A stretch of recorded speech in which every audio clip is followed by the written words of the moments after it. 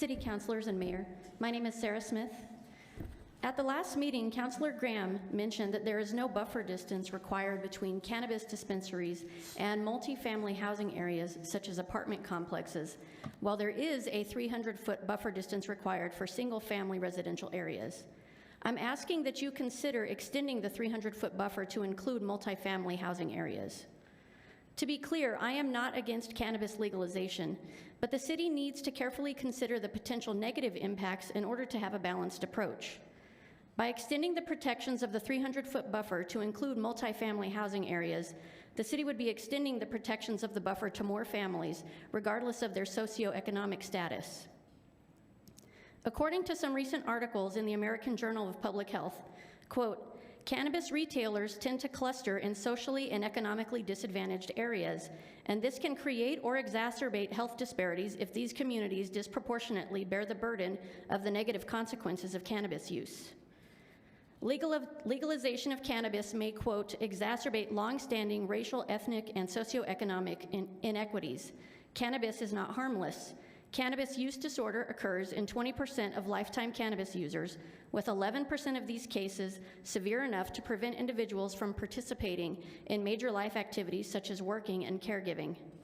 Quote, while valid medicinal uses exist, cannabis use has been linked to potential harms, including motor vehicle crashes, psychotic disorders, respiratory disease, and low birth weight. Cannabis adversely affects the developing adolescent brain, and communities that increase access to cannabis by permitting retail dispensaries may experience increased cannabis availability to youths and accidental ingestion of edibles by children.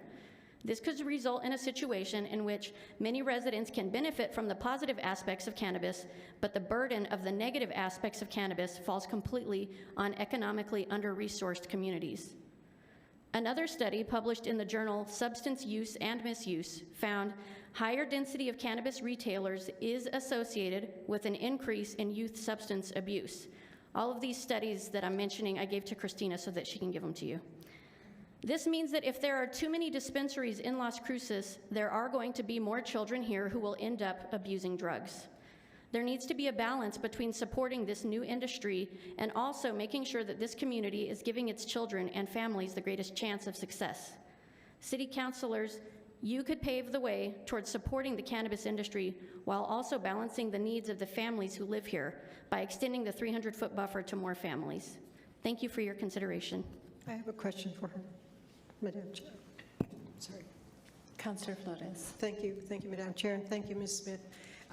I beg to, or not differ with what you've said, but referring to studies and saying that you've given them to our city clerk, thank you for that. However, some of the quote studies unquote can't measure what a brain looked like before the ingestion of cannabis and what it was like afterwards, unless, and how many people. I mean, how valid are these studies? And I don't in any way criticize you for referring to this because it's out there, but some of the information that you've presented and referring to studies hasn't been substantiated. I mean, the studies may, but, and then the American Health Association? It was the American Journal of Public Health. Which is actually the leading journal in the public health discipline.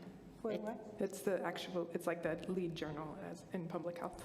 It's, okay, it's a public health journal, fine, I didn't know that. But what does the AMA have to say about it? What does, you know, what do historians have to say? And some of this, and I've met with you in person, and I respect your credentials, I respect your concern for the community. But what you've presented right now is almost like a reefer madness type of alert, and I don't think our city needs that. And I think that we do everything as city councilors to assure that our community is safe. We're not magicians, and we can't change the course of history. But I would like to remind you that, and I say this from time to time, that cannabis was actually demonized to deport Mexicans in Arizona. That's where it all started. started in the 30s, late 20s, early 30s. And I would refer you to Dr. Greenspoon's publication. And I would also, I do thank you for your concern, but you also failed to state a connection between your study and where these dispensaries are. Where's the connection? Where's the evidence? So hopefully you'll have time to read the studies that I just gave you guys copies of, but it does have in there the actual references and explanation of how they determined that increasing density of cannabis dispensaries is correlated with a higher incidence of youth substance abuse.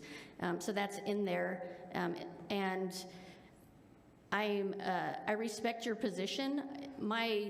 I'm not against cannabis legalization, like I said, but I'm hoping that the City Council will look at it a little bit more holistically. I know this is kind of a new burgeoning industry here, but it seems like it might be time to look a little bit more closely. You know, as Councilor Graham pointed out during the last meeting, there are some inequities with the buffers. It's applied to certain residential areas and not others.